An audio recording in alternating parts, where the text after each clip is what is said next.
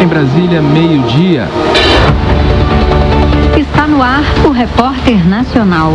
Jornalismo pautado pelo interesse público, para você ficar bem informado. Notícia, cidadania, educação. Repórter Nacional. Olá, boa tarde. Eu sou Daniel Ito e você acompanha agora as principais notícias do dia.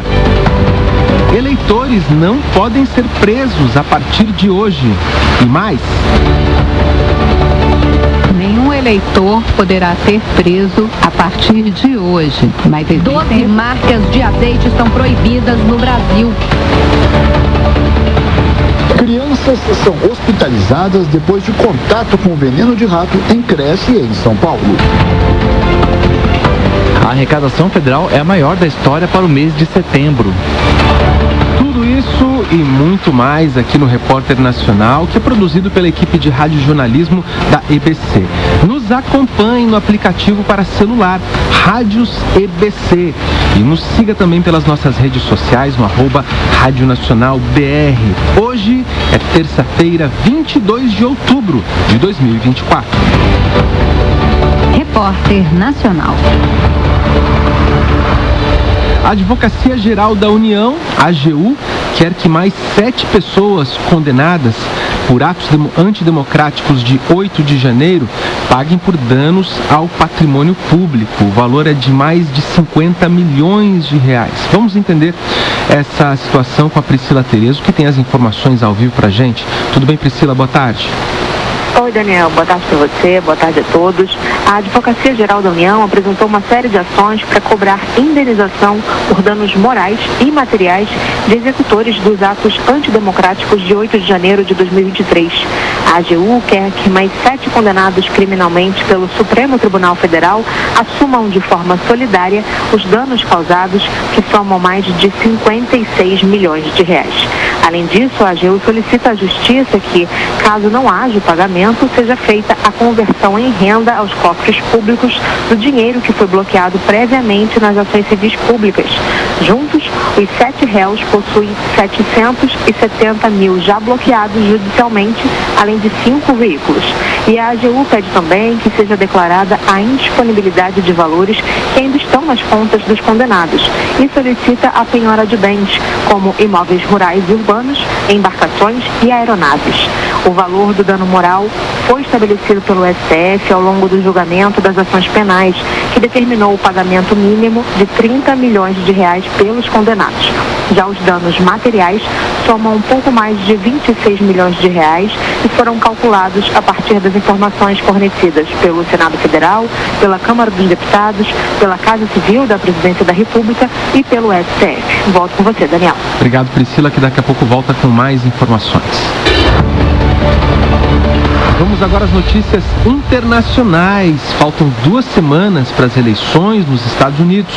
Os candidatos Kamala Harris e Donald Trump fazem visitas aos chamados estados-chave. E nas pesquisas eleitorais, democratas e republicanos estão empatados nas intenções de voto à Casa Branca.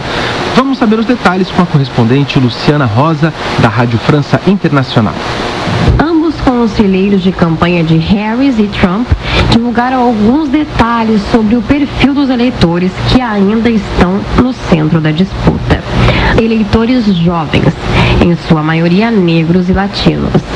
Por sua vez, a campanha de Kamala Harris acredita que ainda pode conquistar alguns eleitores brancos com educação superior, particularmente as mulheres, que historicamente votaram no Partido Republicano, mas que não simpatizam com Donald Trump. Uma pesquisa realizada pelo The New York Times revelou que apenas 3,7% dos eleitores destes estados, cerca de 1,2 milhão de pessoas, permanecem indecisos. Os eleitores negros representam cerca de 21% dos indecisos.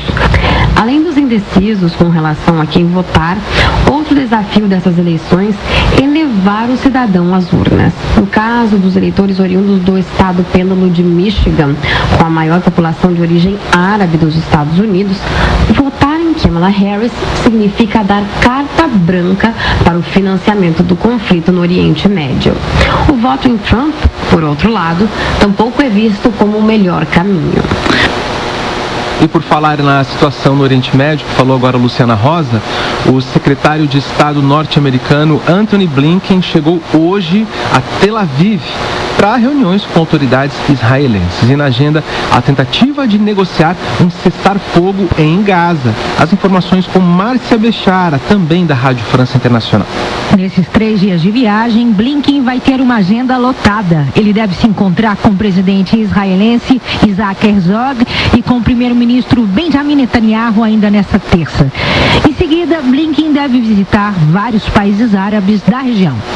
O secretário de Estado dos Estados Unidos chegou ao Oriente Médio em um contexto tenso após o grupo Hezbollah ter disparado foguetes contra várias posições em Israel, incluindo uma base naval e uma base de inteligência militar perto de Tel Aviv. Já as forças israelenses anunciaram ter atingido cerca de 300 alvos do Hezbollah no Líbano em 24 horas. Um deles era um bunker do movimento armado que, segundo Israel, foi destruído e armazenava dezenas de milhões de dólares. Na Síria, o exército israelense anunciou ter eliminado em um bombardeio um membro do Hezbollah, Mohamed Javad Kizir, encarregado de parte do financiamento do grupo. E ainda nas notícias internacionais, 6 pessoas morreram na passagem do furacão Oscar por Cuba. Segundo o governo da ilha, Oscar foi convertido em tempestade tropical, mas também deixou graves danos materiais. A população continuava sem luz ontem à noite e as aulas foram canceladas até amanhã, uma medida que é inédita na ilha cubana. Voltamos aqui para o Brasil agora para falar de economia, porque a arrecadação da Receita Federal foi a maior da história para o mês de setembro. Gabriel Brum está aqui ao meu lado no estúdio, tem os resultados ao vivo para a gente, né, Gabriel? Tudo bem? Boa tarde para você. Boa tarde, Daniel. Boa tarde a todos. É isso. Foram mais de 203 bilhões de reais no mês passado, um aumento real descontado a inflação de 11,5% em relação a setembro de 2023, segundo os dados apresentados hoje de manhã pela Receita Federal. No acumulado do ano, o governo se aproximou dos 2 trilhões de reais de arrecadação em 2024, outro valor recorde para o período desde o início da série histórica em 1995. O bom desempenho econômico justifica esses números. O chefe do Centro de Estudos Tributários e Aduaneiros da Receita, Claudemir Malaquias, destacou os setores com melhores resultados. Comércio atacadista, setor de combustíveis em razão da diferença de tributação em relação a setembro do ano passado, depois as entidades financeiras, setor de fabricação de veículos e o comércio varejista. Todos esses setores apresentaram as principais diferenças em relação a setembro do ano passado. O forte impacto do ritmo da atividade econômica está sendo refletido diretamente na arrecadação. O PIS/PASEP e o COFINS, que são cobrados de empresas, tiveram um crescimento de quase 20% no mês passado, especialmente por causa do comércio e dos serviços. O mercado de trabalho aquecido reforçou os cofres da Previdência Social, que arrecadou 6% a mais do que em setembro do ano passado. Mês passado também teve a entrada de valores pagos por municípios gaúchos, que tiveram as datas de pagamento adiadas por causa da tragédia climática. Um outro destaque do mês foi a arrecadação de tributos sobre importações, que cresceu em 44% em setembro. Daniel. Perfeito, Gabriel. Obrigado pelas informações. Agora a gente passa rapidamente aqui pelo mercado financeiro. A Bovespa está em queda de 0,59%, com 129.586 pontos. Enquanto isso, o dólar comercial está cotado em R$ 5,69, uma leve alta de 0,05%. Esportes. Copa Libertadores. Olha só, logo mais vai ter jogo de ida das semifinais da competição da Conmebol. Atlético Mineiro e River Plate se enfrentam a partir das 9h30 da noite pelo horário de Brasília na Arena MRV em Belo Horizonte. O Galo chega em alta para a partida que eliminou o Vasco em São Januário no último sábado pela Copa do Brasil. O Alvinegro venceu a partida de ida por 2-1 na própria Arena MRV. Já o River vem de um empate empate com o Vélez Sarsfield na última sexta-feira e está na 8ª colocação do campeonato argentino. E o Peñarol está no Rio de Janeiro. O time vai enfrentar o Botafogo amanhã às 9h30 da noite no estádio Newton Santos, em outro jogo de ida das semifinais da Libertadores. Peñarol e Botafogo, portanto, a final da Conmebol vai ser disputada no dia 30 de novembro, a final da Libertadores. Atenção, emissoras. Formação de rede. Repórter Nacional.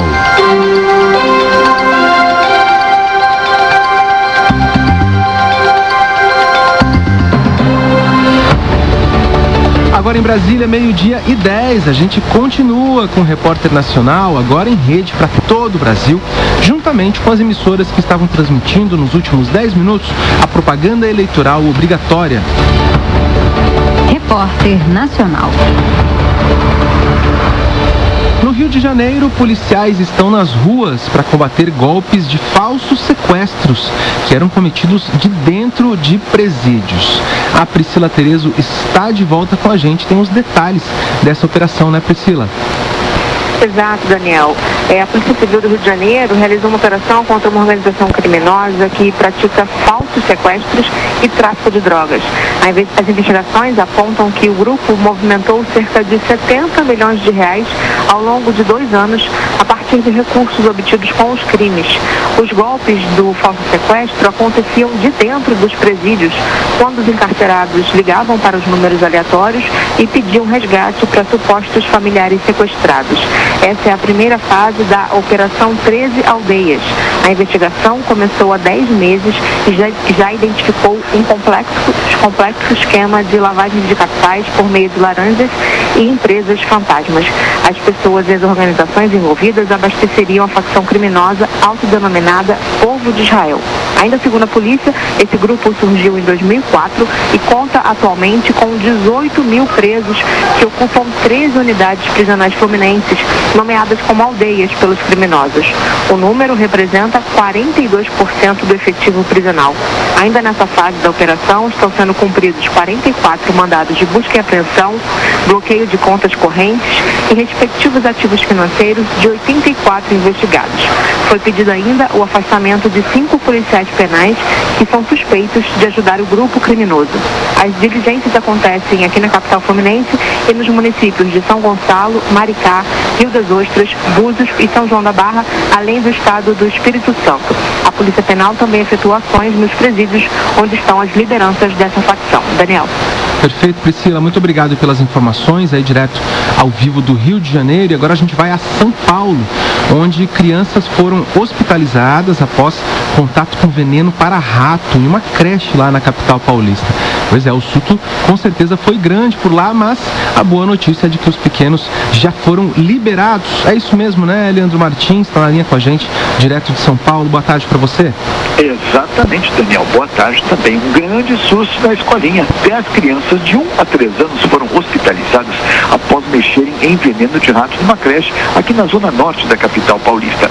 As crianças tiveram contato com o veneno porque havia material espalhado no pátio do Centro de Educação Infantil Parque Novo Mundo. O produto foi aplicado no local durante desratização nas férias de meio de ano. Ontem, os alunos começaram a passar mal e os pais foram avisados. Assim que a direção tomou conhecimento do fato e fez a retirada do produto, higienizou as mãos das crianças e encaminhou todas para o atendimento médico. Elas foram internadas no hospital municipal, mas já foram liberadas na manhã de hoje. Como nenhuma delas chegou a engolir ou mesmo levar o produto à boca, não houve maiores complicações, felizmente.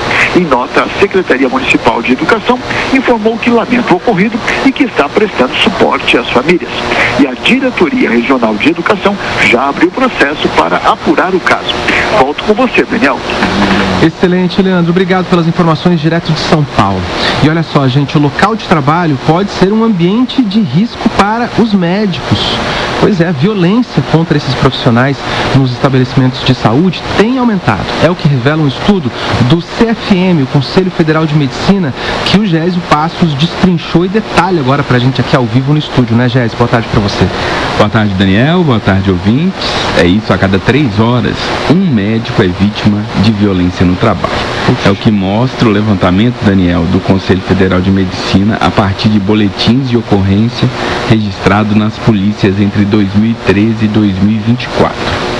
Em média, são 9 casos de violência por dia no país, como ameaça, injúria, desacato, lesão corporal dentro de hospitais, consultórios, clínicas e pronto-socorros de todo o país. E a situação vem piorando, viu, Daniel? O recorde foi registrado no ano passado, foram quase de 4 mil atos de violência contra médicos, cerca de 11 boletins de ocorrência por dia. Cerca de 47% dos registros foram contra mulheres. E de acordo com os dados do CFM, 66% dos casos ocorreram em cidades do interior. São Paulo lidera o número de casos, seguido do Paraná e de Minas Gerais. Os autores dos atos violentos são, em grande parte, pacientes, familiares dos atendidos e desconhecidos. E o Conselho Federal de Medicina diz que os casos de violência causam perplexidade e exige a adoção de medidas efetivas dos gestores do SUS e da área de segurança pública. O CFM indica aos médicos o registro da ocorrência na polícia, além de informar a diretoria do estabelecimento onde ocorreu o caso de violência, Daniel. É importante esse registro porque a violência contra quem está trabalhando é inaceitável, né, Jéssica? Obrigado pelas informações.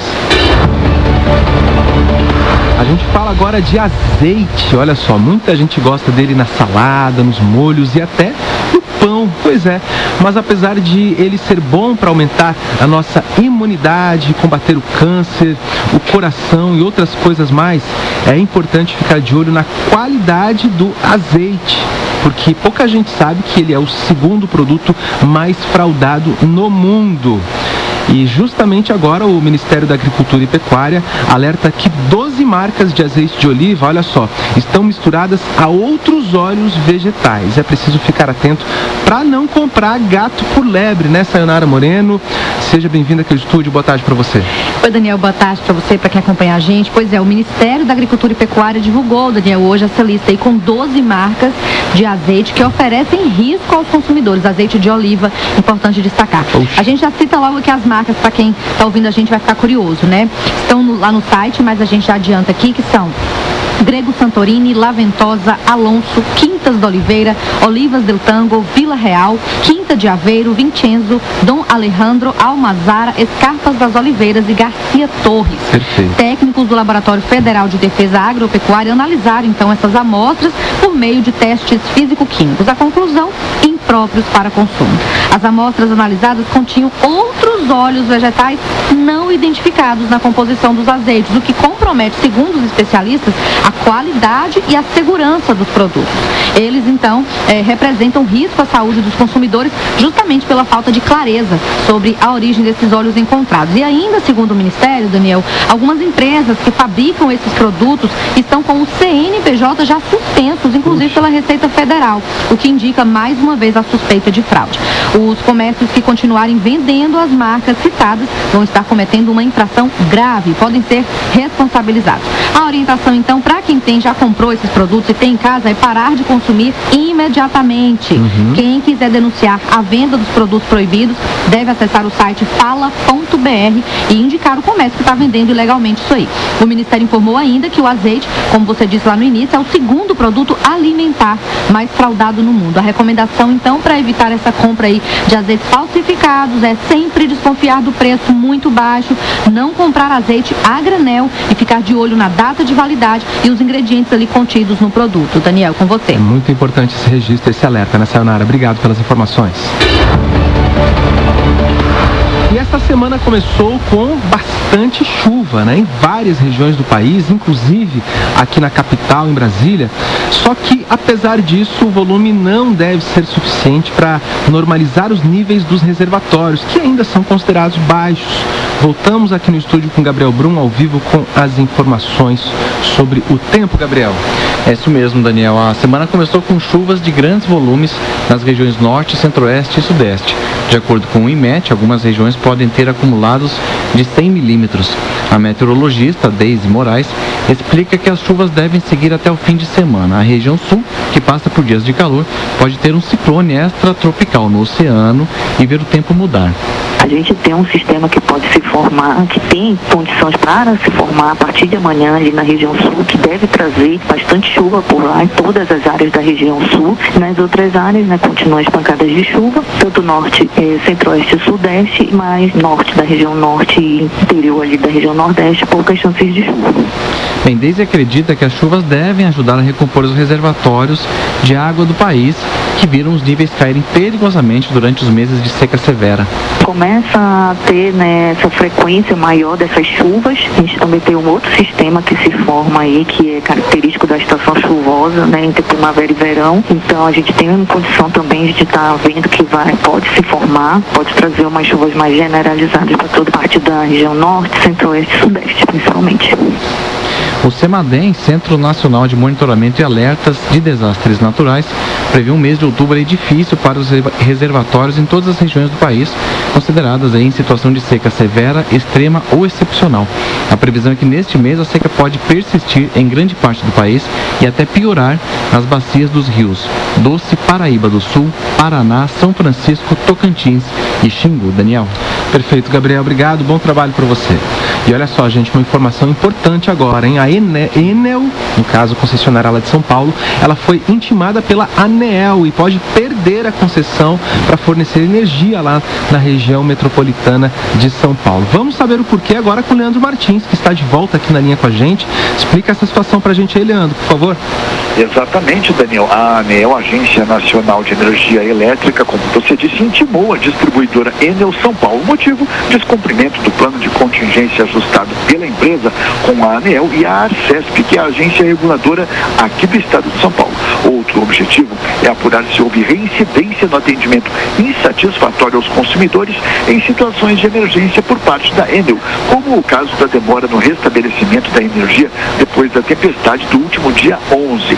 Lembrando que a Enel São Paulo distribui quase 40% de toda a eletricidade no estado de São Paulo e é a principal concessionária aqui da capital e da região metropolitana. A intimação da empresa integra relatório de falhas e transgressões, que inicia um processo para avaliação de recomendação de caducidade, o que na prática significa um possível encerramento da concessão. Depois do recebimento da intimação, a distribuidora tem 15 dias para se manifestar. A partir daí, a diretoria da ANEEL vai avaliar os elementos apresentados pela concessionária. Se a agência entender que cabe pedir a retirada da concessão da distribuidora, vai encaminhar a questão ao Ministério de Minas e Energia para uma última decisão. Volto com você, Daniel. Excelente, Leandro. A gente segue acompanhando a situação aí da concessionária de energia em São Paulo. Obrigado pelas informações. E começa hoje em Kazan, na Rússia, a cúpula de líderes dos BRICS, bloco econômico que agora soma quase metade de todo o PIB do mundo, né, Sayonara? Está aqui ao meu lado, com a entrada de novos membros nos BRICS. Sayonara está aqui no estúdio, portanto, e conta pra gente o que está previsto para o dia de hoje, né, Sayonara?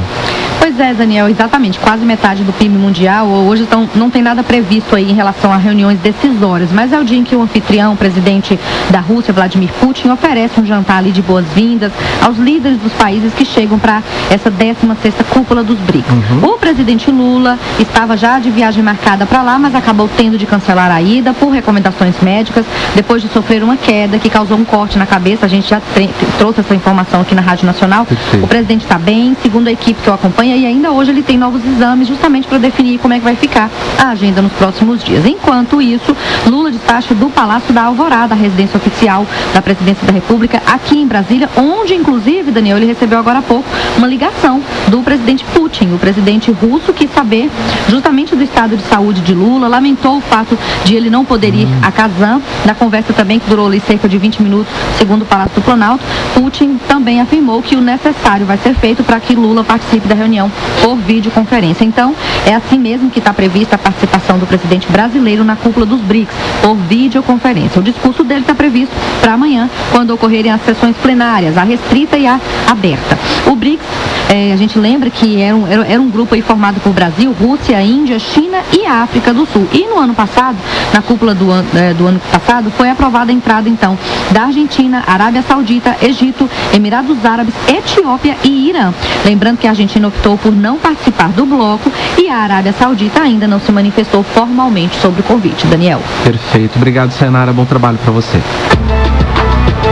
De olho no G20. O combate ao crime internacional e ações para enfrentar as mudanças climáticas foram os principais temas discutidos pelos chefes dos ministérios públicos de 21 países membros do G20. Os debates ocorreram no Rio de Janeiro e a Tatiana Alves, que acompanhou todas as discussões, traz os detalhes para a gente ao vivo lá da capital fluminense. Tatiana, boa tarde para você.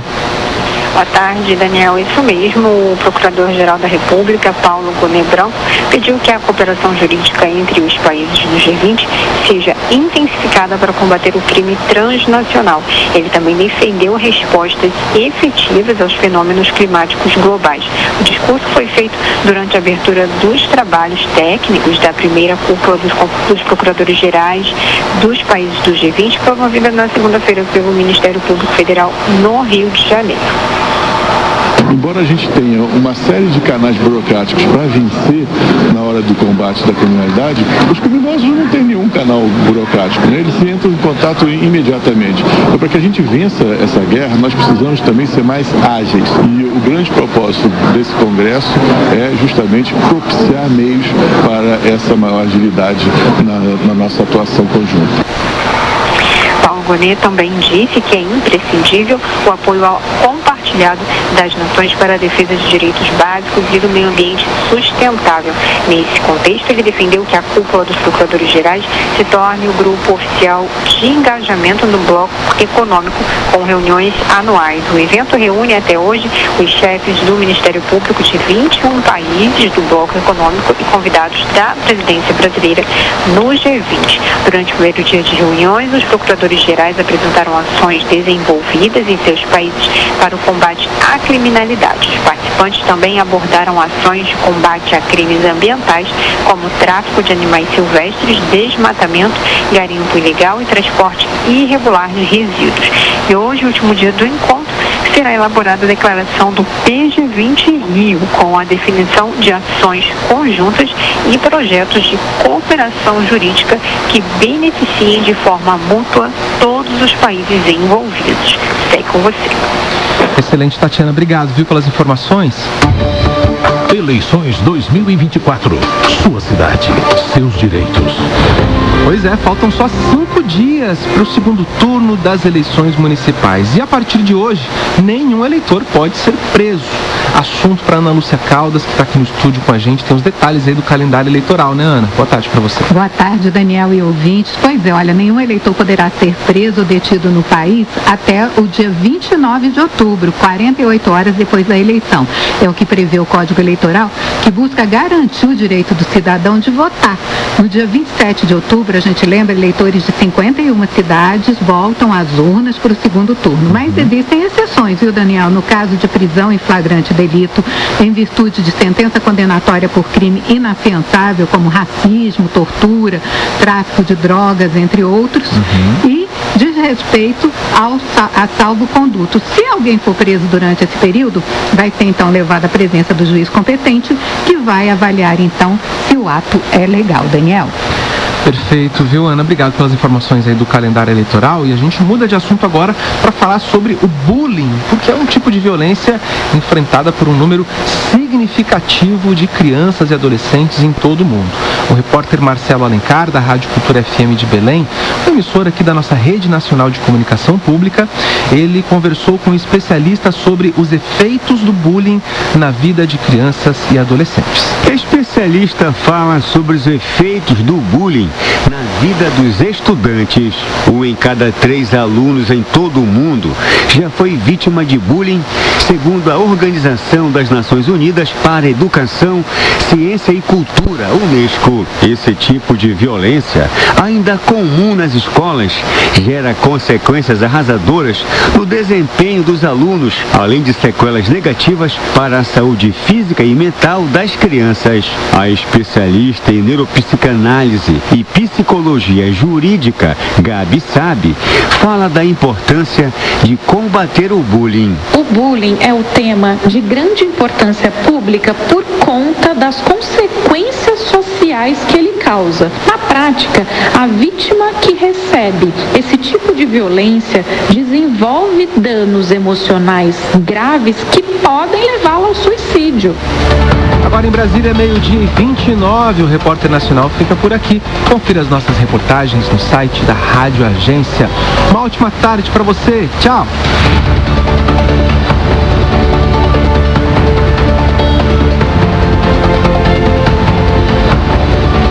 Jornalismo pautado pelo interesse público. Notícia, cidadania, educação. Repórter Nacional.